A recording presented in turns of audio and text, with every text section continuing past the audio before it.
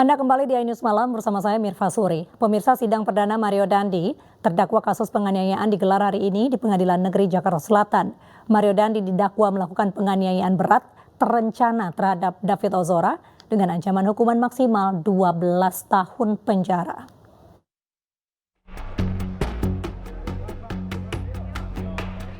Sidang perdana kasus penganiayaan terhadap David Ozora dengan terdakwa Mario Dandi Satrio dan Shane Lucas digelar bergantian di Pengadilan Negeri Jakarta Selatan. Sidang dimulai dengan terdakwa Mario Dandi terlebih dahulu. Dalam sidang hari ini, jaksa penuntut umum mendakwa Mario Dandi dengan pasal terkait penganiayaan berat rencana dengan ancaman hukuman maksimal 12 tahun penjara. Pertama, primer, bahwa terdakwa Mario Dandi Satrio alias Dandi beserta saksi Agnes Gracia Haryanto dan saksi Shane Lucas Rotua Pangondian Lumbantoruan alias Shane, penuntutan dilakukan secara terpisah pada hari Senin, tanggal 20 Februari 2023, sekira pukul 19.00 WIB atau setidak-tidaknya pada suatu waktu tertentu dalam bulan Februari 2023 atau setidak-tidaknya pada waktu tertentu dalam tahun 2023, bertempat di perumahan Green Permata, Jalan Swadharma Raya, Kelurahan Deulu Jami, Kecamatan Pesanggerahan, Jakarta Selatan, atau setidak-tidaknya di tempat tertentu yang masih termasuk dalam daerah hukum Pengadilan Negeri Jakarta Selatan yang berwenang untuk mengadili sebagaimana orang yang turut serta melakukan kejahatan penganiayaan berat yang dilakukan dengan rencana. Dalam sidang hari ini, terungkap detil peristiwa penganiayaan David Ozora yang terjadi di Kompleks Green Permata, Pesanggerahan, Jakarta Selatan pada 20 Februari 2023. Mario Dandi Satrio alias Dandi tampak senang-senang saat melakukan kekerasan sadis terhadap anak korban Kristalino David Ozora alias Wareng dengan seolah-olah sedang melakukan permainan sepak bola dengan mengatakan, "Enak main bola ya," dan dilanjutkan dengan perkataan terdakwa Mario Dandi alias Dandi, "Free kick, sini bos, free kick, gini bos." Bahwa selanjutnya terdakwa Mario Dandi Satrio alias Dandi melanjutkan kekerasan sadisnya ke arah kepala anak korban Kristalino David Ozora alias Wareng yang sudah dengan jelas diketahuinya dalam keadaan tergeletak diam tak bergerak. Sementara itu, atas dakwaan tersebut, kuasa hukum Mario Dandi menyatakan tidak akan mengajukan eksepsi. Ya, pada intinya kami mengucapkan terima kasih. Intinya saudara tidak mengajukan eksepsi ya? Tidak melakukan. Baik, kalau begitu kita akan lanjutkan kita jadwalkan untuk saksi. Sidang pun akan dilanjutkan dengan pemeriksaan saksi yang akan digelar pada Selasa 13 Juni dan Kamis 15 Juni 2023. Hakim meminta jaksa penuntut umum untuk memprioritaskan saksi yang ada di lokasi penganiayaan. Tim Liputan iNews melaporkan. Sementara itu, pemirsa, ayah David Ozora, Jonathan Latubahina, akan jadi salah satu saksi dalam sidang Mario Dandi dan Shane Lucas. Ada catatan penting di sini yang harus digarisbawahi bahwa persidangan ini adalah sebuah perlawanan untuk mereka yang menginjak-injak logika kabeltis dan lain-lain. Kita akan buktikan di sini. Kalau untuk dakwaan, kita ada catatan yang sangat krusial yang harus diketahui oleh masyarakat. Nanti detailnya sama Melisa. Karena menurut kami yang tidak tersampaikan adalah hal yang sangat penting sehingga sampai terjadi penganiayaan dengan pemberatan. Kemudian yang akan saya sampaikan di sini adalah terkait kondisi anak saya. Yang kemarin sempat ada ahli hukum menyampaikan bahwa kondisi sekarang nanti akan memperingan, itu adalah menginjak-injak logika. Nanti akan dijawab sama Melisa. Yang utama anak saya sampai hari ini belum pulih. Teman Mario Dandi, terdakwa kasus dugaan penganiayaan terhadap David Ozora, Shane Lucas, juga menjalani sidang perdana di Pengadilan Negeri Jakarta Selatan. Jaksa penuntut umum juga mendakwa Shane Lucas dengan dakwaan penganiayaan berat rencana dan terancam hukuman 12 tahun penjara.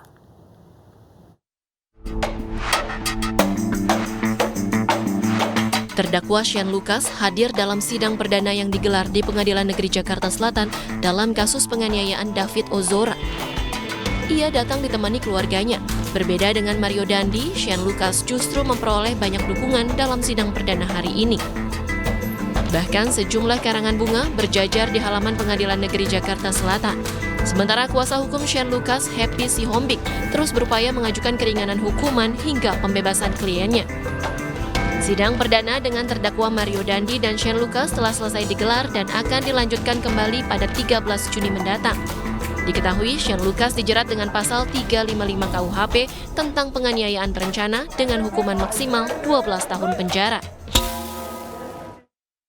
Sidang kasus penganiayaan David Ozora oleh Mario Dandi dan Shane Lucas digelar hari ini di Pengadilan Negeri Jakarta Selatan, dan berikut kita simak perjalanan kasus Mario Dandi.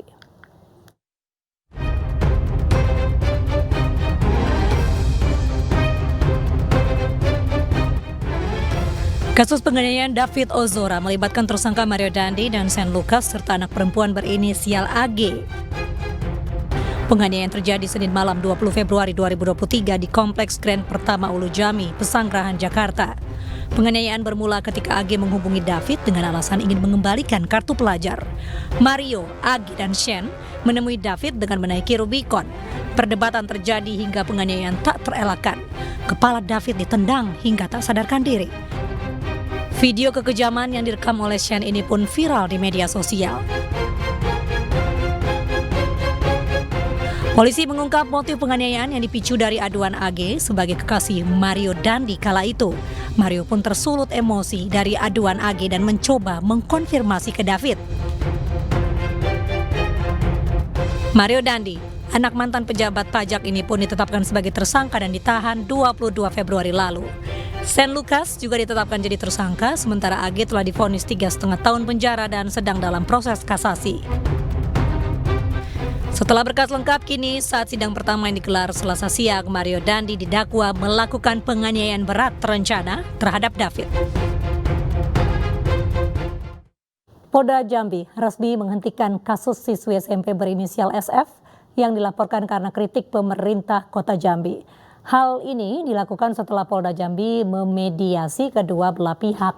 Proses mediasi dihadiri pihak Pemkot Jambi dan terlapor SF dengan didampingi orang tua, pengacara, serta UPTD Perlindungan Perempuan dan Anak Jambi. Dari hasil mediasi yang dilakukan tertutup ini, pemirsa, kedua belah pihak sepakat untuk berdamai dan kasus dihentikan. Direktur Kriminal Khusus Polda Jambi, Kombes Pol Christian Tori, mengatakan kedua belah pihak sepakat berdamai setelah adanya permintaan maaf dari siswi yang diterima oleh pemerintah Kota Jambi, dan Pemkot Jambi pun telah mencabut laporannya dan berharap siswi ini tidak diproses hukum. Anak kita ini sudah menyadari akibat karena kondisi masih di bawah umur, pengendalian emosinya belum terkendali dengan baik, sudah memberikan klarifikasi permohonan maaf. Sehingga dari permohonan maaf itulah yang mendasari bahwa pemerintah Kota Jambi melalui kabel hukumnya untuk mencabut laporannya. Memang di luar dari itu ya, atensi dari Pak Menko Polhukam, kami sudah berpikir ya dari awal bahwa tujuan kami yaitu menyelamatkan anak ini. Sebelumnya siswi SMP dilaporkan ke polisi setelah kritik pemerintah Kota Jambi. Pemkot Jambi menilai ada sejumlah kata yang tidak pantas dilontarkan oleh siswi SMP ini. Saya melaporkan kepada bapak-bapak. SF, siswi yang masih duduk di bangku sekolah menengah pertama ini viral setelah mengunggah video kritikannya terhadap pemerintah Kota Jambi di media sosial. SF menyayangkan aktivitas kendaraan yang melintas di depan rumah neneknya melebihi tonase dan dibiarkan pemerintah. Ditambah, aktivitas sebuah perusahaan membuat rumah dan sumur neneknya rusak.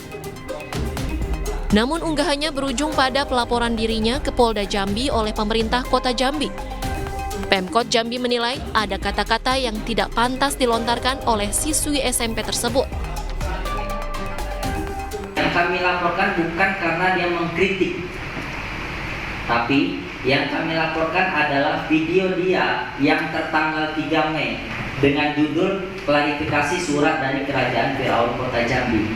Nah, ada dua bahasa di sini yang kami rasa ini termasuk sara ya, karena kami dibilang bahwa Di sini dijelaskan surat dari Kerajaan Firaun Pemkot Jambi.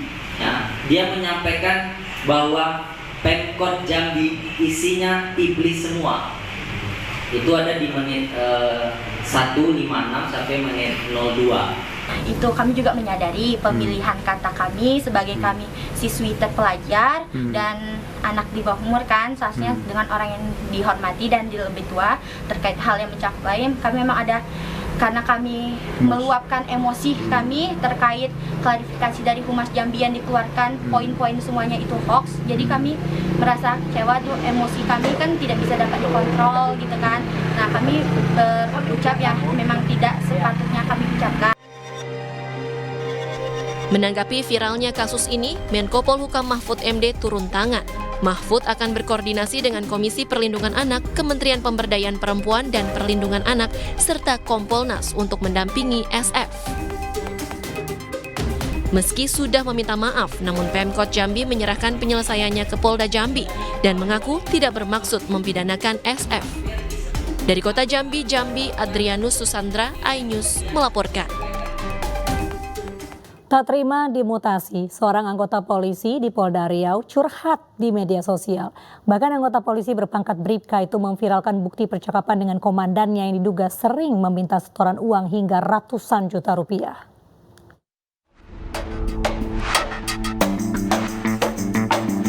Percakapan antara Bribka Andri Dharma Irawan dengan komandan batalionnya, Kompol Petrus Simamora, viral di media sosial. Dalam tangkapan layar tersebut, Kompol Petrus diduga sering minta uang setoran. Bribka Andri diminta untuk menyetor uang sejak Oktober 2021 hingga Februari 2023 dengan total mencapai 640 juta rupiah. Tangkapan layar ini disebarkan lantaran Bribka Andri tidak terima dimutasi dan didemosi dari Batalion B Manggala Junction, Pekanbaru, Riau. Padahal menurutnya selama bertugas dia tidak pernah berbuat salah dan bahkan sangat loyal kepada pimpinannya. Hingga kini Polda Riau masih menyelidiki kasus ini.